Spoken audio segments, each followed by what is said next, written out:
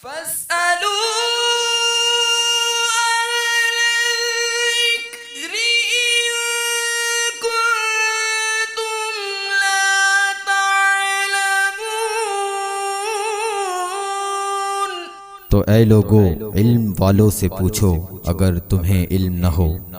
صلوا علی الحبیب صلی اللہ علی محمد صلی اللہ علیہ وسلم۔ بہرحال نماز کے مسائل چل رہے تھے، ہم دو فرض سن چکے تھے، قیام بھی سن لیا ہم نے، تکبیر تحریمہ بھی سن لی۔ تیسرا فرض جب ہم قیام میں کھڑے ہوتے ہیں تو پھر ہم کیا کرتے ہیں؟ قرات کرتے ہیں، پڑھتے ہیں، سبق پڑھتے ہیں۔ تو قرات کرنا یہ تیسرا فرض ہے۔ قرات کتنی کی جائے گی؟ مطلقاً فرض جو ہے وہ ایک آیت ہم پڑھ لیں گے تو فرض ادا ہو جائے گا۔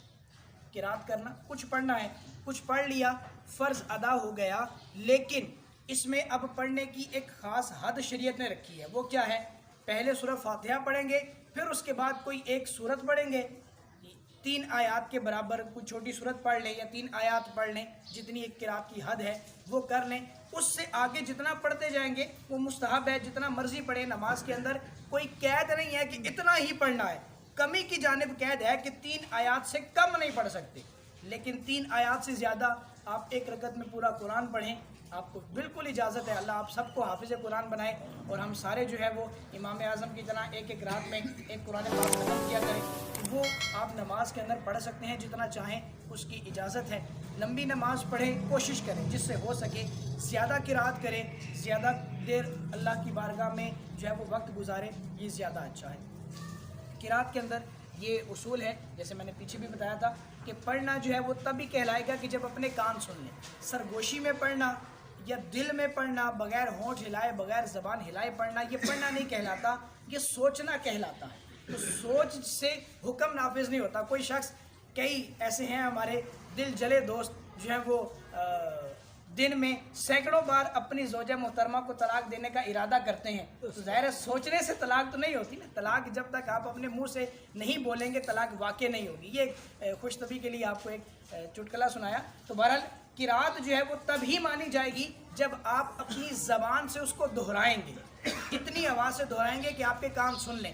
کان سننے میں یہ عذر لائق ہو کہ قریب میں کوئی بہت زیادہ شور ہے تو نہیں آواز آتی تو ایک الگ بات ہے، یا یہ شکل سماعت سے ہے یعنی یہ اونچا سنتا ہے تو پھر اس کے لیے یہ معافی ہے کہ یہ مطلب جتنی ایک مخصوص آواز ہے اتنی رکھ لے، بھلے اس کے کانوں تک نہ پہنچے۔ لیکن جس کو شکل سماعت بھی نہیں ہے اور کوئی ایسا شور و غل بھی نہیں ہے تو پھر اس کی آواز جو ہے وہ اس کے اپنے کانوں تک یہ آنی چاہیے، قریب کے دوسرے دوست و احباب تک نہ جائے، اپنے کانوں تک جو ہے وہ اس کی آواز آنی چاہیے، تب قرات ہوگی۔ قرات کے بعد رکوع ہے۔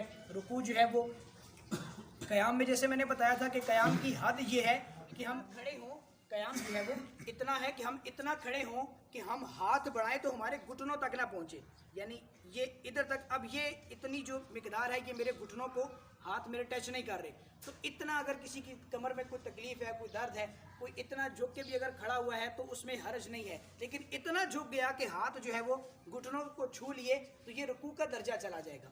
اور رکوع کے درجے میں جو ہے وہ قیام ظاہرہ نہیں ہوتا، اور رکوع کا ادنا درجہ یہ ہے کہ ہم جو ہے وہ ہمارے ہاتھ بڑھائیں تو گھٹنوں کو چھو لیں، اور صحیح درجہ یہ ہے کہ ہماری پیٹھ بالکل سیدھی ہو جائے ہتھیلی کی طرح، کہ رسول اللہ صلی اللہ علیہ وسلم کی حدیث مبارکہ علماء نے لکھا ہے کہ کسی کے پیٹھ اتنی سیدھی ہونی چاہیے کہ اس کے اوپر اگر پانی کا پیالہ رکھا جائے تو اس میں سے پانی چھلکے نہ۔ یہ مثال دی گئی ہے پیٹھ کو سیدھا رکھنے کے لیے کہ اس میں سے پانی پیالے میں سے نہ چھلکے، یہ اس طریقے سے پیٹھ سیدھی ہو اور جو سر ہے وہ پیٹھ کی سیدھ میں ہو۔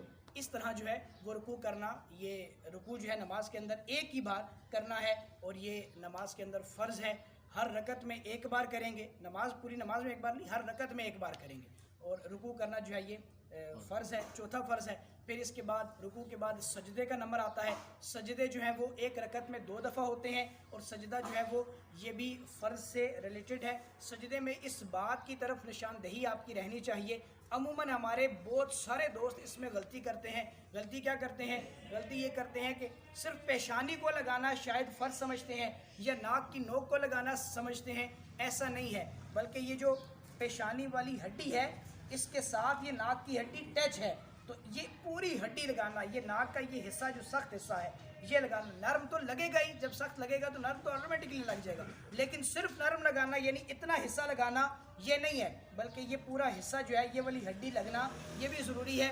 جو دوست و احباب میرے چشمہ پہن کر نماز پڑھتے ہیں ان کی ہڈی نہیں لگتی، یہ تجربہ ہے میرا ذاتی، اگر کوئی اس سے اختلاف کرے تو وہ کر سکتا ہے، لیکن میرا یہ تجربہ ہے کہ جو دوست چشمہ پہن کر نماز پڑھتے ہیں اگر زور لگا کر ہڈی لگانا چاہیں گے تو چشمہ ٹوٹنے کا ڈر ہوگا، تو وہ زور لگاتے نہیں ہیں، بس خالی یہ چیز لگا لیتے ہیں، تو اس طرح سجدہ ادا نہیں ہوتا، کیونکہ محبوب کریم علیہ السلام نے ارشاد فرمایا کہ مجھے 7 ہڈیوں پر سجدہ کرنے کا حکم دیا گیا۔ تو 7 ہڈیاں کون سی ہیں؟ ایک یہ پیشانی کی ہڈی جو شمار کی گئی ہے یہ اس کے ساتھ ہے، چونکہ یہ ہڈی بالکل جڑی ہوئی ہے نا، تو یہ اس کے ساتھ ہے۔ ایک ہڈی یہ ہے، 2 یہ ہاتھ، 2 یہ گھٹنے اور 2 یہ پاؤں۔ پاؤں لگانے میں بھی ہم اس قدر بے احتیاطی کرتے ہیں کہ ہمارے پاؤں ہوا میں جھولتے رہتے ہیں، سجدے میں ہوا میں جھولتے رہتے ہیں، کبھی ایک پاؤں کو اٹھا کے دوسرے پاؤں پہ خارج کر رہے ہیں، کبھی دوسرے کو اٹھا کے دوسرے پہ خارج کر رہے ہیں، اور مطلب یا بالکل یوں سیدھا کھڑا رکھتے ہیں۔ تو یاد رکھیں سجدے کے اندر دونوں پاؤں کی جو 10 انگلیاں ہیں ان میں سے ایک انگلی کا پیٹ لگنا یہ فرض ہے، 10 انگلیوں میں سے ایک انگلی کا پیٹ لگنا یہ فرض ہے، اور 3 انگلیوں کا پیٹ لگنا یہ واجب ہے، اور 10 کی 10 کا پیٹ لگنا یہ سنت ہے۔ پیٹ لگنے سے کیا مراد ہے؟ انگلیاں موڑ کر یوں ان کا یہ پیٹ لگایا جائے گا۔ کھڑی انگلیاں رکھنا اس سے سجدہ ادا نہیں ہوتا، یہ بہت زیادہ بے احتیاطی۔ آپ اپنے آپ کو چیک کیجئے گا اور خود سجدہ کر رہے ہیں اور کسی کی ڈیوٹی لگائیں۔ حضرت عمر بن عبدالعزیز نے بھی اپنے خادم کی، اپنے غلام کی ڈیوٹی لگائی تھی کہ چلے بات آئی تو آپ کو عرض کرتا ہوں، عمر بن عبدالعزیز بھی کیا عظیم شخصیت تھے، ان کی چلنے کا نا ایک خاص انداز تھا جسے کہتے تھے عمری چال، جسے کیا کہتے تھے؟ عمری چال۔ یہ ایک خاص انداز میں لٹک مٹک کے، مطلب لڑکیوں کی طرح نہیں مردوں کی طرح ایک خاص انداز سے چلتے تھے۔ تو جب یہ امیر المومنین بنے تو انہوں نے اپنے غلام کی ڈیوٹی لگائی، اس کے ہاتھ میں درہ ہوتا تھا، انہوں کا یہ کام تھا کہ جب بھی آپ وہ کہتے کہ میں عمری چال چلوں، یعنی اپنی ایک سادہ انداز کی چال سے ہٹ کر وہ خاص چال میں چلنا شروع کروں تو مجھے پیچھے سے درہ لگانا۔ وقت کا امیر المومنین ہے، آج کہیں نا کسی شہنشاہ وقت کو یا کسی بادشاہ وقت کو کہ وہ اپنے کسی نوکر چھوڑ کے اپنے کسی دوست سے بھی درہ کھائے تو کبھی بھی نہیں کھائے گا۔ تو وہ امیر المومنین وقت کا پوری دنیا کا بادشاہ تھا اور وہ اپنے غلام سے درے کھاتا تھا اس بات پر کہ میں کوئی دوسری چال نہ چلوں۔ تو ایسے ہی آپ اپنا کوئی ایک ناقد مقرر کریں، اپنے ساتھ رکھیں، اس کو کہیں کہ میں جب سجدہ کروں تو میرے سجدے میں دیکھنا کہ میرے پاؤں لگتے ہیں یا نہیں لگتے۔ تو یوں تھوڑی سی احتیاط کریں گے تو پھر انشاءاللہ یہ صورت بن جائے گی کہ اس کی انگلیوں کے پیٹ جو ہے وہ زمین پر لگانا شروع کریں۔ سنت ادا کریں گے تو فرض اور واجب ادا ہو جائے گا، فرض اور واجب پر رہیں گے، سنت کو چھوڑیں گے تو کہیں ایسا نہ ہو کہ واجب بھی رہ جائے اور فرض بھی رہ جائے تو پھر سجدہ ادا نہیں ہوا، اور جس کا سجدہ نہیں ہوگا اس کی نماز نہیں ہوگی۔ اللہ مجھے اور آپ کو ان باتوں پر